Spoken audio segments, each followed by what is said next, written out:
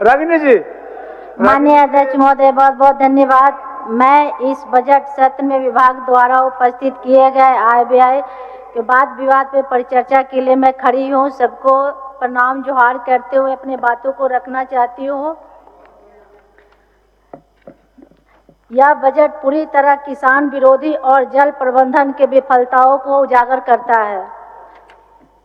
माननीय अध्यक्ष महोदय, झारखंड एक कृषि आधारित राज्य है, लेकिन किसानों के लिए कोई विशेष प्रावधान नहीं है। हमारे राज्य की अधिकांश जनता खेती पर निर्भर है, लेकिन इस बजट में किसानों के लिए कोई ठोस नीति नहीं बनाई गई है। सिंचाई अभाव में किसान आज भी मानसून पर निर्भर हैं, जिससे सूखा और बाढ़ की स्थिति में उनकी हालत दयनीय हो जाती है। सरकार केवल कागजी योजनाएं बनाती है, लेकिन जमीनी स्तर पर कोई प्रभाव नहीं दिखता है। अध्यक्ष महोदय,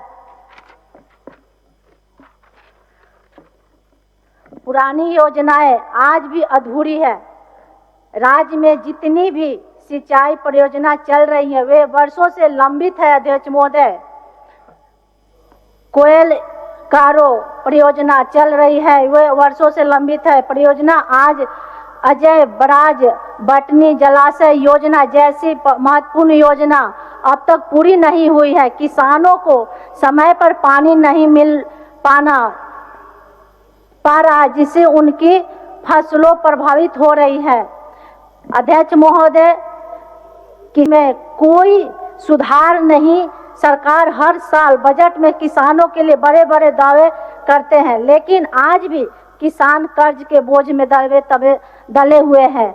फसल बीमा योजना और सब्सिडी देने की बातें होती हैं, लेकिन इनका लाभ किसानों तक नहीं पहुंच पाता है। अध्यक्ष महोदय,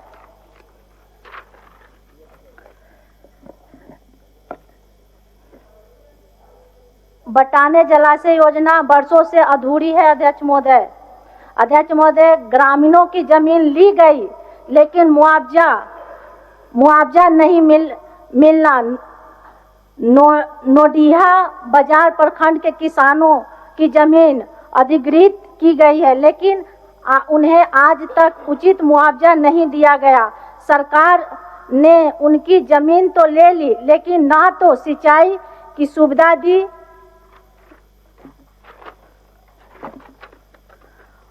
और ना ही उनके पुनर्वास की कोई व्यवस्था की। अध्यक्ष महोदय, यह सरकार किसान विरोधी है। यह सरकार बिल्कुल झूठ की बुनियाद पर खड़ी है। आज ये सरकार जिस तरह से झूठ की बुनियाद पे अपना एक बजट में जो पेश की है, ये बिल्कुल दर्शाता है कि किसान किस तरह से मायूस है। आज भी यदि सरकार सच में किसानों के हित में काम करना चाहती है तो बटाने जलाशय परियोजना को तुरंत पूरा करे, विस्थापितों किसानों मुआवजा और पुनर्वास की सुविधा दे।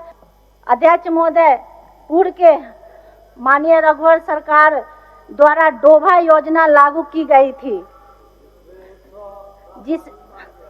जिसमें जल संचय को बढ़ावा मिला था। यह योजना किसानों के लिए वरदान साबित हो रहा था, लेकिन वर्तमान सरकार ने इसे बंद कर दिया। जब सरकार जल संरक्षण योजनाओं को ही बंद कर रही है तो किसानों के हित की कैसे सोच सकती है। यह किसान विरोधी सरकार है। अध्यक्ष महोदय, हमारे क्षेत्र में झरिया में पानी की घोर किल्लत है। अध्यक्ष महोदय, फिर भी हमारे झरिया के लिए कोई ठोस कदम नहीं और कोई भी बजट में ऐसा ठोस योजनाएं नहीं पास की गई है। झरिया के लिए गंभीर समस्या है, लेकिन फिर भी मैं सरकार से मांग करती हूँ कि मेरे झरिया में एक चेक डैम की व्यवस्था की जाए और चेक डैम बनाया जाए, जिसमें बगल में ही चंदन की आड़ी हमारा क्षेत्र पड़ता है, उसको भी काफी लाभ मिलेगा। यह सरकार राज्य की जल से जुड़ी हुई बड़ी बड़ी परियोजनाओं को पिछले 5 वर्षों से पूर्ण नहीं कर पा रही है। सिर्फ सरकार झूठा वादा कर जनता के विश्वासघात कर रही है। अध्यक्ष महोदय, पूर्व में भी हमारी सरकार जब थी रघुवर सरकार में झरिया और कोलांचल खदानों के पानी को पीने और सिंचाई योग्य बनाने की योजना बनाई गई थी, जिससे यहाँ के लोगों को लाभ मिल सके। लेकिन वर्तमान सरकार ने इस पर कोई ध्यान नहीं दिया और इसको भी ठंडे बक्सा में डाल दिया गया। अध्यक्ष महोदय, अभी हमारे विधायक जी बता रहे थे कि ऐसे ऐसे कई खदान है जो पानी स्टॉक है और उसमें हम लोग पानी का लाभ ले सकते हैं और कई जगह अपने किसानों को भी लाभ दे सकते हैं। लेकिन मुझे लगता है कि इस पर सरकार को विशेष ध्यान देने की जरूरत है। अध्यक्ष महोदय, हम ये भी आप सबसे आग्रह करते हैं कि झरिया विधानसभा बहुत ही खराब स्थिति से गुजर रहा है, खास करके चाहे पानी के विषय पे बोला जाए या हमारे झरिया में विस्थापित वाले मुद्दे पे बोला जाए या हमारे झरिया में जो ओपन कास्ट कोयला चल रहा है, जो कोयला निकल रहा है वो मनमानी तरीके से चल रहा है, जिस पे अंकुश नहीं लग रहा है आए दिन। और आज कहा जाए कि जिस तरह से किसानों के हित में देखा गया है, मुझे नहीं लगता है कि बहुत ज़्यादा किसानों के हित में ये बजट पास किया गया है। किसान जिस तरह से केंद्र सरकार किसान के लिए हर पल सहयोग कर रही है, अगर राज्य से भी अगर सहयोग मिलता तो किसान को बेहतर सुविधा उपलब्ध हो पाती। आज हमारे झरिया ही नहीं पूरे कोलांचल के बात कहते हैं और झरिया में खास करके कि कुआं और तालाब आए दिन भरे जा रहे हैं और उसको भरने में हमारे बड़े बड़े अधिकारी, बड़े बड़े नेता, बड़े बड़े कुछ लोग का सहयोग होता है कि कुआं तालाब को भराई किया जा रहा है।